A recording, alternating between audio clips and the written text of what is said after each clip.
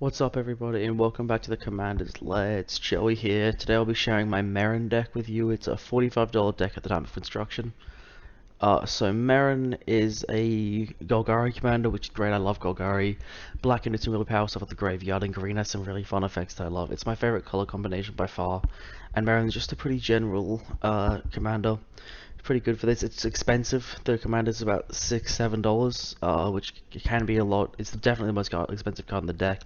But besides that, the rest of the deck is pretty cheap. Most cards are around like under $1. And Meren's 2 black green for a legendary creature, human shaman 3/4. Whenever another creature you control dies, you get an experience counter. Beginning of your end step, choose target creature in your graveyard. And then if that card's CMC is less than or equal to the amount of experience counters you have, you return it to the battlefield, otherwise put it in your hand. So either way, we're getting the value there. It triggers off tokens as well. Even if it's too big, we can get back into our hand, which we still have effects for, which is pretty good. And just generally, so what we're going to be doing is playing around with the graveyard, getting lots of creature to die and into the battlefield, and basically recycling their triggers constantly to just get as much value as we can. To ensure that we can get this value going, we are going to need to have some ways to get cards into the graveyard. So some ones I like in this deck are cards like Crow of Dark Tidings. It's 2 and a black for a creature zombie bird for a 2/1 whenever with flying. Whenever it ETBs or dies, you mill 2 cards. So that's 4 cards in total for a 3 mana, which is pretty decent. Just general creatures like that like to mill themselves are good for this deck. And then the other kind of main theme will be kind of a mill kind of tutor, like Unmarked Grave, 1 and a black for a sorcery. Search your library for an online legendary card. Put the card into your graveyard and then shuffle. So this card is one of the other expensive cards on the deck. It's about $1 to $2. Although I have put it in because it genuinely gets you anything you want, and with Meren you can get it out. So it's just amazing value, and especially it doesn't necessarily the greatest mill, but it's just a great tutor for you. And now that we're getting these creatures into the yard, as I did mention, Meren gets the experience counters only when a creature dies. So a lot of the creatures we have will just eventually die. So we're going to like to get some other effects and value off our creatures dying with cards like Golgari Germination. It's 1 black green for an enchantment. Whenever a non-token creature you control dies, you put a 1/1 green sapling creature token on the battlefield. So again, this is great in this deck because the 1/1s do trigger Meren if they do die, or they activate as blockers, or you can buff them up with a couple of other cards or hit them through for damage. And getting these tokens is actually really good incremental value that can end up winning the game through this value engine. The same for Ogre Slumlord, 3 black for a creature Ogre Rogue for the 3/3. Whenever an non creature dies, you may create a 1/1 black rogue creature you control, and it gives you Rat's Death Touch. The Death Touch is more of a defensive strategy, but it's also great attackers, and again, just that value is crazy for us. We're going to be sacrificing and destroying lots of our own creatures just through combat or other effects. It's going to be great value. So now we have creatures dying, creatures being put into the graveyard through mill, but what are we going to bring back? So a lot of categories in this deck do just have broad creatures that do have a ETB and dies triggers just do all kinds of value. However, there are some cards specifically put in there for the ETBs, so that's like Deep Forest Hermit, 3 green for a 1/1 creature elf druid with vanishing 3, so at the beginning of your upkeep you remove each of those vanishing counters. If it has none, you sacrifice it. That's not particularly relevant. It would be nice to recur it later on, but the 1/1 body doesn't actually matter. When Deep Forest Hermit ETBs, you create 4 1/1 green squirrel creature tokens. This is an incredibly powerful ETB, and it buffs the squirrels by 1/1 as well, which is great as well. And then Chittering Witch is 3 and a black for creature, human warlock 2/2. When it ETBs, you get a number of 1/1s. Black creature tokens you don't have opponents you have, so generally we will have 3 opponents, so that's 3 1/1s, which is pretty decent. And you can also pay 1 and a black to sack a creature. Target creature is -2/-2 end of turn. So we can sacrifice those rats, or there are also some other cards in this deck that we want to sacrifice, like the creatures with dice triggers, so we can bring them back and recycle their ETBs. It actually is a much better ability than you'd think. These two also support the token theme that we have a sub theme going on in the deck for. Just a lot of the cards incidentally make tokens, which is kind of nice. And then Sweet Gum Goose is a payout for that. It's 4 green for a 0/3 with Flash, Cascade, and Reach. Cascade is nice, not particularly relevant for this deck, although it's always of nice value. When it ETBs, put 3/1 counters on each of any number of target creatures that enter the battlefield this turn. So if we do make those 4 1/1 green squirrels, or the 3 1/1 rats, we can make them all 4/4s, which is incredible value, especially for only 6 mana on a body that is a 0/3 and can put counters on itself. So this can just be great, and it honestly can set us up for some big turns and even game-winning plays in the late game. Okay, so now we've got all these creatures going to the graveyard and getting recycled and coming back and triggering. We're going to need ways to get them back again though, right? Not just Meren, because there are other great ways. Soul Exchange is amazing for this. It's a black for a sorcery. As additional cost to play Soul Exchange, exile a creature you control. and then you return target creature from your graveyard to play and put a +2/+2 counter on if it was a Thrall. That second part isn't relevant, but the first part is because we can sacrifice what will generally just be a token to get back the biggest creature, like an aggressive mammoth or any of the just great value creatures to play for only 2 black mana. This card is amazing. I put it in almost any black deck I have, and all my friends or anyone I'm playing with in my LGS always go, "Oh my god, that does what for 2 mana?" Because this is amazing. Honestly, I'd recommend you guys putting this in a lot more decks than just this. Not even graveyard, just any deck that can play this. Dread Return is somewhat similar. It's 2 black for sorcery. Turn target creature be graveyard to the battlefield. Again, just 4 mana is not too bad rate to pay for creatures that could be really good value, or even up to like 9 mana-ish. And you can flashback by sacking 3 creatures. So you cast from your graveyard by sacking 3 creatures and then exile it, which isn't a great rate, but sometimes we do have those tokens hanging around, and it can be worth it. And then Roaring Primadox is a little bit different. It's 3 and a green for a 4/4. Which we can attack with if we need to. And begin your upkeep, you return a creature you control to its owner's hand. So once some of those creatures with powerful ETBs, we can just keep recurring them constantly. And if not, if you really need to, you can return Roaring Primadox just so you don't get rid of an important piece. Sometimes when our strategy isn't working, it can be nice to have removal in the deck just to keep it going and make sure we stay in the game.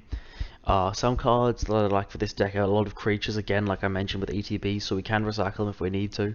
Like Mask Vandal, 1 and a green with Changeling. When it ETBs, you may exile a creature card from your graveyard. If you do, exile an artifact or enchantment an opponent controls. It's a 1/3, and this is decent. It's not great because that exile a card from your graveyard, especially in this deck, because we do like to use our graveyard. And we do also run Reclamation Sage, but just that exile is much better than destruction, because as this deck shows us, we can get stuff back from our graveyard. Why can't our opponents? Shriekmaw works a lot better when you first cast it than it does when you're trying to bring it back, but it's 4 on a black for a 3/2 with Fear.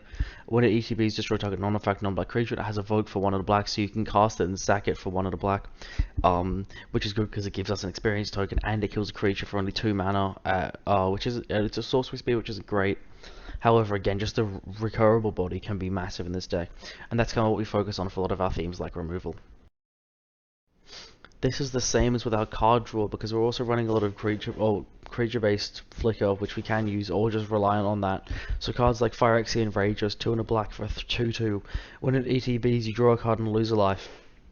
And this is great because, although it obviously seems like quite small value, and it is, when we can reuse it. If you've got nothing else to trigger, just constantly getting this back and forth, like just, you know, getting a 2/2 isn't important, but you can just draw every turn, and it's honestly a nice trigger. Pygmy Carver is a lot bigger than this. It's 3 and a green for a 1/2. When it ETBs, draw a card for each black creature your opponents control. I don't know about your meta, but one of my friends has a elf deck that he has lots of black creatures in control, so I would probably draw like 20 plus cards oftentimes from this. But just generally, black is a really popular color in Commander. The Command Zone did a video on that, where they did their Commander analytics, and they found twice that I think black was the first or second most played card, so you're definitely likely to draw at least a couple cards from this almost every time. Nature's Resurgence, it's great in the graveyard deck. It's 2 green for a sorcerer. Each player draws a card for each creature card and has our graveyard. So as we like to get creatures in our graveyard and mill cards, that is amazing for us. Honestly, oftentimes I've seen this draw like 7 to 8 cards for us. And obviously it's symmetrical, it works for our opponents, but they're not going to be doing it like we do, and it's much better value for us than them. And then Deathrite Ritual is great because we're having creatures dying constantly. It's 2 black green for an enchantment, and it has more, but at the beginning of each end step, if a creature died, you may draw a card. So this is great because honestly, we can kill creatures on our turns and our opponent's turns. So we can pretty much constantly have this going, and often it isn't unheard of to just draw 4 cards per turn rotation if you've really got the right board set up. Now that we're drawing all these cards, we've got to make sure we're drawing into some gas. So these are our Wincons. Cards like Sprintify, it's pretty basic, but it's 2 green for a star with Trample. When it its power and toughness is equal to creature card in your graveyard. Giving you upkeep, you mill 2 cards. So that mill is nice for this deck as well. You can get creatures, but also that its power and toughness equal to creatures in your graveyard is great because we often do have 7 to 8 plus, so 7, 8, 8 for 3 mana with Trample is great. It's not going to end any games most of the time, but it is really good value and does a lot of damage and can keep our board set nice and scary. And it's pretty easy to bring back with Meren because it is only 3 mana. Worm Harvest is an all-star. I've got 4 graveyard decks, all of them play this card. One of them loves it more than the others, but it's amazing. It's 2 black green, so a hybrid Golgari mana for a sorcery. Put a 1/1 green, black and green worm creature token for each land in your graveyard with Retrace, so you can cast it from discarding a land in addition to its other costs. from your graveyard, which is again amazing. Just getting it twice, honestly, almost always win a game with this card. As I've said, we're running a token theme or sub theme, so it's really nice as well. And just it is amazing value. Or any of the cards we mill, we're not getting any out except for lands. So that also except for creatures, so the lands will stay there. And then Boneyard Parley is just an excellent card in graveyard decks, or not graveyard decks. It can just be a really fun chaotic finisher. It's 5 black for a sorcery, exile up to 5 creature cards from graveyards, so any graveyards, and then you pick an opponent and they separate those cards into 2 piles. You pick a pile, put all of them onto the battlefield, and then under your control, and then the other pile goes back to anyone plays graveyards. So oftentimes, especially when we have really big graveyards, we can pick the best creatures, and no matter what, our opponents have to give us at least 1 to 2 good cards. And honestly, 1 to 2 good cards from the graveyard is just great value, and oftentimes is a game ender regardless. Some of the game enders we were missing cards like Living Death or Twilight's Call. Probably could have put Twilight's Call on there. I didn't really see the fit though. But those cards are great. They were just out of our budget range mostly. Inversely, when we're not winning the game, we can be losing, and Wraths are a great way to get us back in the game. We have solid Wraths like Gaze of Granite, X, black, green. This can be expensive, but it's a sorcery. You destroy each non-land permanent with mana value X or less. So this is honestly very nice for us, because we don't play any artifacts, and we only play I think 6 enchantments. So mostly it's going to be the creatures, which we're not that bad on them dying. If they die, we can get them back. But this is going to be a lot worse for our opponents who are playing lots of mana rocks and value enchantments and all kinds of things. We can get rid of all of them, and obviously we can play this one with advantageous for us. Force of Despair, however, is a much more situational card. I do really like it though. It's 1 black for an instant. If it's not your turn, you may exile a black card from your hand rather than pay the spell's mana cost, so we can play it for free, or we can play it for 3 mana as well. If it's on our turn, that's honestly great for us. We can just exile a card that we don't need, like a land or something late game. That comes in clutch, not having to hold up the mana is great. And destroy all creatures that ETB'd this turn. So I have actually cast this once on myself to destroy all my creatures that I've played and get all the dice triggers, and genuinely I think I won the game probably because of it, because I won the next turn and it was really good. Or not, obviously you can use this as a single card removal spell, either for a black mana, or 3 mana, or pitch a card. Or you can destroy like a whole board if they had a massive, recursion spell that they cast, or just got lots of cards flipped off. You can destroy all of them, and this is a it's not necessarily a Wrath, but it's a very good card, and it consistently overperforms in every deck I've ever put it in. A lot of the cards I've been mentioning, even Meren, costed quite a bit of mana, so we are going to need ramp to get them out. There's 2 kind of themes in this deck. It's mostly one more than the other, but so we have cards like Songs of the Damned. It's a black mana for an instant, and you add black to your mana pool for each creature in your graveyard. So this is obviously a late game, get lots of mana, and it's just a ritual effect, and can be really powerful in this deck. 1 mana turning into 7 or 8 is just great for us. It can really enable a massive turn. And then the other kind of category is just creature-based ramp from ETB triggers. Cards like Farhaven Elf or Eyeless Watcher. Eyeless Watcher is 3 and a green for a 1/1. Eldrazi Drone. When it ETBs, you put 2 1/1 Scions onto the battlefield, and you can pay so you can sack them to add a colorless to manage your mana pool. So it's just creatures like this that can ETB and create a token, or just ETB and give us mana, or anything like that, or get us a land. That are just great like that. They're the main kind of ramp package in this deck. So there we go, guys. That's another deck tech. I hope you guys like it.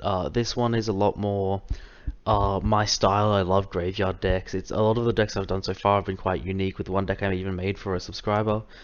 Which, speaking of, again, if you guys want me to make your deck, please let me know, and I'll make you whatever deck you'd like. And you even get your own dedicated video, and I can give you a shout out if you'd like as well.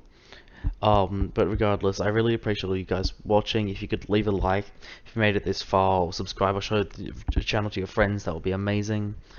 Also, if you have any feedback, that'd be great, whether on the video or how I made it, or the deck, or anything. Please feel free to let me know. I appreciate all the support. I'll see you all next time.